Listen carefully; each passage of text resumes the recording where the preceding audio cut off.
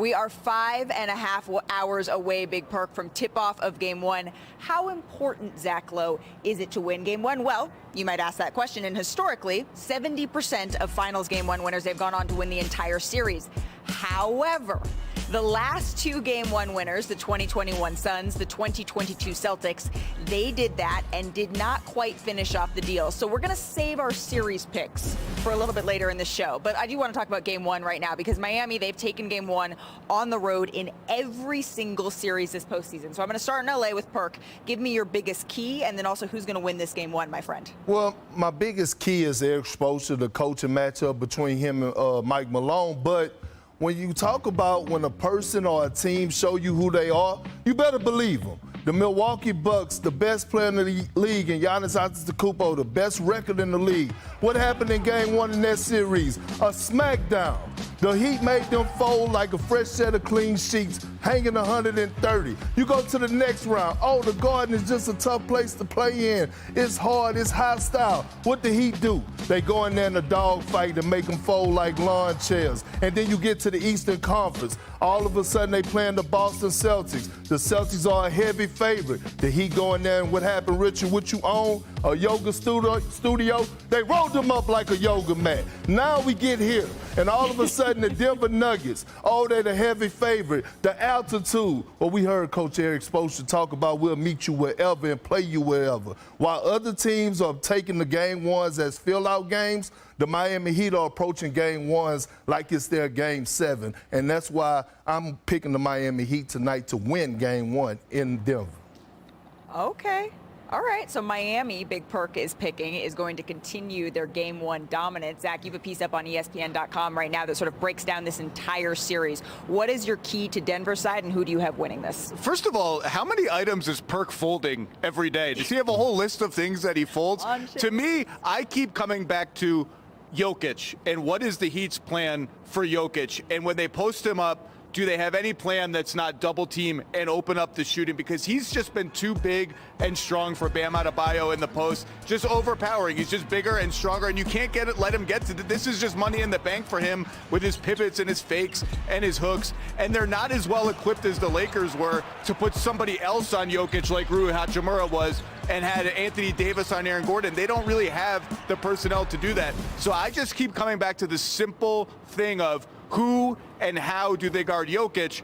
Eric Spoelstra is a million times smarter than I am. He's going to come up with something. I just don't know what it is because I haven't been able to figure it out. So I'm going Nuggets and the Heat's Game 1 winning streak in Denver, but nobody folds any clothes or yoga mats or anything like that. No yoga mats, nothing that we're folding. Okay, but what is Miami going to need to do in order to make this an interesting game?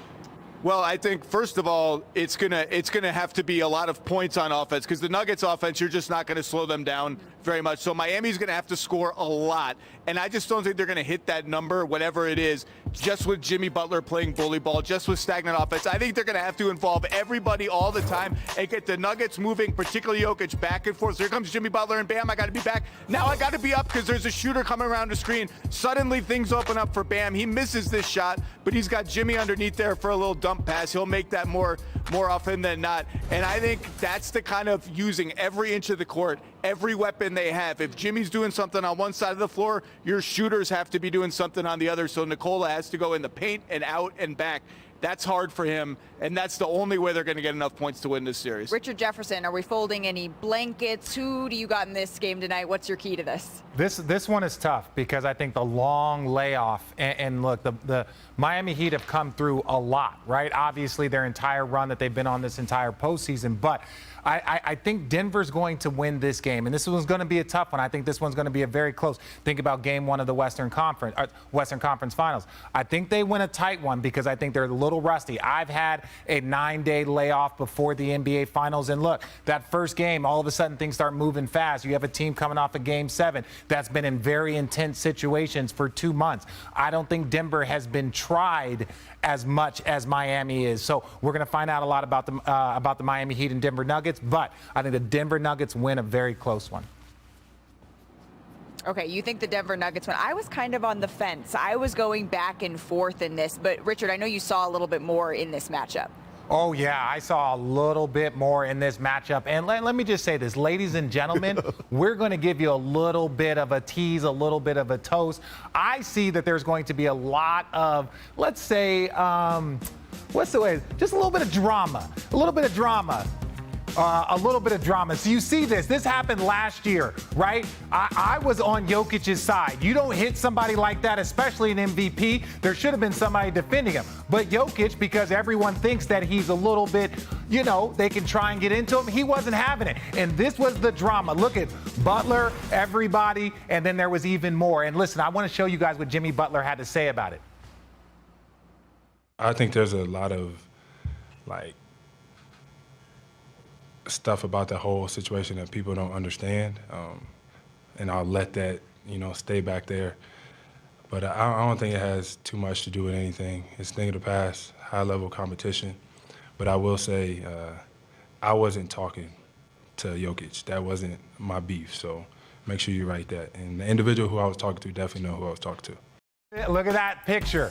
Now, this understand. So people are like, oh, Denver, Miami. Oh, no, there's some drama here, right? Understand this. Morris had to miss a tremendous amount of time. Jokic got suspended, I believe, 1 game. So there's some drama here. Look for this start to pop up. And look, that wasn't the only drama involving the Miami Heat and the Denver Nuggets. But Kyle Lowry. Kyle Lowry was on a little bit of a different situation right here. So Kyle Lowry fouls Aaron Gordon. Both like different teams, different times, but there was some energy there. And then look, Aaron Gordon, because big men that like to jump, they don't like getting taken out of the air. And then look, Kyle Lowry's like, hey, you know what my room number is? You think him and Jimmy are close for no reason? That's what he's saying. My room number is 432. We all in the bubble. We can't go nowhere. We not here for these Twitter fingers. You know what I'm saying? Like, if you got an issue, 432, come knock on my door. So if you guys think that all of that stuff, maybe not in game 1, maybe not in game 2, but eventually that stuff starts to pop up and guys start to remember these things, you're going to see that action very, very quickly.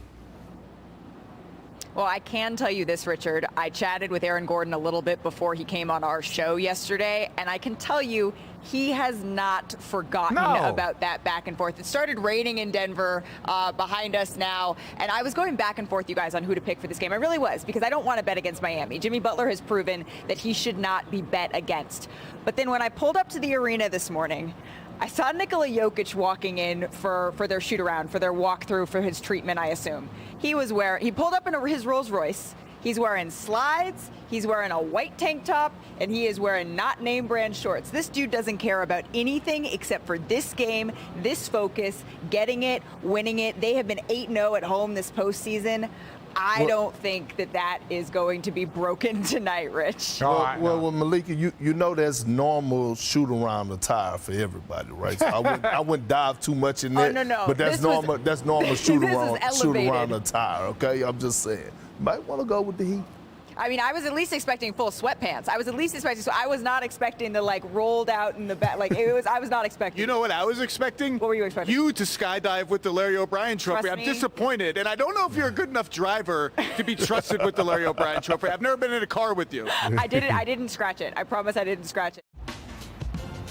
Well, the proof is in the pudding. The Nuggets, they've dominated at altitude this postseason. They won all 8 home games while outscoring opponents by almost 12 points per 100 possessions. And with wins in games 1 and 2 of this series, the Nuggets would tie the most home wins without a loss in a single postseason. So back here with Richard Jefferson with Kendrick Perkins. And Rich, I'm curious, you played here. You saw it up close and personal. Do you think that this is a real advantage that the Nuggets have? Yeah, it is advantage. Again, you get it in Denver. You also get it in Utah, which isn't quite as high, but it is still elevation. I will say this. One of the things that takes away their advantage during the middle of the regular season is it's also very cold in Denver. So you're getting cold air at elevation. Your lungs, your mouth, your lips, everything starts to get real dry, and it can be a bit difficult. But when you get to the postseason, we're talking about June now. So while the air is thin, it's a little bit warmer. So I think their advantage now is not as great as it is when it's the winter time in Denver. And the last thing I'm going to say this. The altitude is an issue, but the Denver Nuggets have never been to the finals before. And I say that to say that if it was this supreme advantage, I think they would have had more postseason. So I'm going to give credit to the team. The team is the real advantage, and the Denver Nugget Air, that is kind of their sixth man. That is something that they depend on over the course of a season and then over the course of a postseason. But the best athletes in the world are playing. They're going to get acclimated. They're going to be quick, but it's just a small percentage that you're always looking for. I mean, and it is a real thing. I know a lot of teams that I was on, we used to try to get there like 2 days early, you know, and try to get a scrimmage. You knew that if you wasn't like you was going to practice, you were going to get up and down. And you try everything in your power. Guys like Ray Allen used to go and hit the treadmill, run him about 5 miles. He tried to invite me down. I turned down the invite politely. I should have went on with it. But again, you try to get out, 25 minutes on the clock. Usually you come out, about 19, 18 pregame, and you like, go hard, go hard, go hard. But again, this Miami Heat team is so mentally tough that the altitude is not going to play a factor when it comes down to those individuals in that locker room. And Eric Spoelstra, again, his interviews and what he's been saying since he's got to the finals were all postseason. Been giving me these vibes and these chills. It's going to be hard. Not even the atmosphere, the altitude, whatever it's going to be that's going to stop this Miami Heat team. Hey, what's up, guys? Jack from Jaggy Sports here. NBA Finals tonight. Tips off. You have the Denver Nuggets hosting the Miami Heat. The last time we spoke, it was Game 7 of the Eastern Conference Finals, which Miami Heat obviously ended up winning. And a lot of people are saying if Tatum didn't get injured, it would have been a different story. I'm not 100% sure, right? But fast forward to today, NBA Finals, Miami Heat taking on the Denver Nuggets. Now, a lot of people are picking the Denver Nuggets. A lot of people are picking the Denver Nuggets, and rightfully so, right? You have two-time former MVP Joker. Jamal Murray wasn't in the bubble. He got injured, and therefore a lot of people are saying he's a sniper shooter, and if he was healthy in the bubble, it would have been a different story. But now, fast forward to tonight, he is available to play, obviously, and a lot of people are picking the Denver Nuggets because they are a deep team. But at the end of the day, you can't really count out the Miami Heat, right? Because now you have Jimmy Butler, you have Gabe Vincent, Caleb Martin, and I believe Tyler Hero will be back on Game 3. So it could go either way, I find, right? Because we all thought, the New York Knicks were gonna take on the Heat and win. That didn't happen. We all thought the Bucks were going to take out the Heat. That didn't happen. We all thought the Boston Celtics were going to take out the Heat. That didn't happen. But this is a different beast. Denver Nuggets, Joker. I don't know how you're going to guard this guy. And to top it off, Bam Adebayo went MIA mostly during this series with the Boston Celtics, especially in Game 7. He went MIA. So when you have a guy going MIA up against a guy who's averaging 27, 28 points a game, that itself should tell a lot of people what's going to transpire in this series. But again, like I said, you never can count out the Heat, right? The Miami Heat is a very good team. A very good team. Jimmy Butler, the Butler did it again. He did it with the Boston, Milwaukee, New York. So at the end of the day, it's kind of like, who do you pick? I know I have my pick, but I kind of want to hear from you guys. Who do you believe is going to win this series? Is it the Denver Nuggets, who everybody is picking to win? I think it's ESPN is giving them an 89% chance to win this game. Or are you picking Miami Heat? It's a tough call, right? Because a lot of people didn't pick the Heat.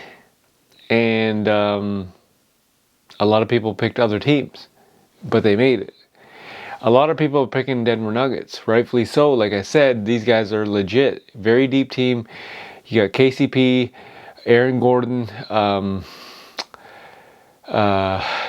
you know, a lot of Michael Porter Jr., Jamal Murray, Bruce Brown, Joker, obviously. The list goes on. These guys are legit. They know what they're doing. And, you know, you can't count on these guys, obviously. But leave a comment in the comment section. Tell me what you guys think. Who is going to win game 1 of the NBA Finals? It's going to be something else. For anyone who said this series is going to be boring, I don't think it's going to be boring. I don't think it's going to be mostly watched, because I believe Boston and Miami Heat Game 7 got up to 14 million views. And the average was 12.6 million views. So I don't think it's going to get that high, but at the end of the day, it's going to be a good series. So again, leave a comment in the comment section. Tell me what you guys think. Who is going to win this not baseball, but who's going to win this basketball game? Is it Denver Nuggets or is it the Miami Heat? Leave a comment in the comment section. As always, this is Jag from Jaggy Sports.